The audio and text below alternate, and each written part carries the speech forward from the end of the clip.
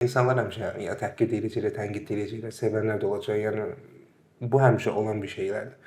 Mən misal üçün müsahibələr çəkəndə insanlar elə bilirdi ki, o həqiqətən mənəm.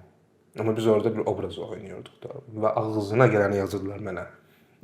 Mən deməli hansı müsahibəm? Ən çox partlayan müsahibəm şey idi. Qadınların işləməsinə necə baxırsınız videosu idi ki, orada mən biraz necə deyim, tupoy obrazı oynamışdım da. Yəni qadınlar işləməsinə mən icazə vermirəm. O yoldaş mənə deyirdi ki, bəs qadın həkimin yanına getmirsiniz. Orada özümü şey edib çıxıb gedim, qaçırdım. Yəni bunun altına o qədər belə təhqir edici yorumlar yazmışdılar ki, mamam belə götürüb onlara cavab yazırdı da. Deyirəm amma yazma. Onlar mənə yazmırlar. Onlar obraza yazırlar. Mən onu düşünürdüm ki, bu obraza yazır da mənə yazmır. Qıraqda görəndə belə mənə şey edirdilər ki, yəni sən çox gözəl ironiya eləmisən. İnsanlar yaxınlaşıblar da, çox gözəl ironiya eləmisən də. Başa düşməyənlər düşmür.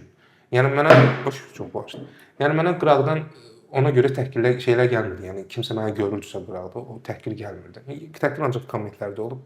Ona da mən fikir vermirdim.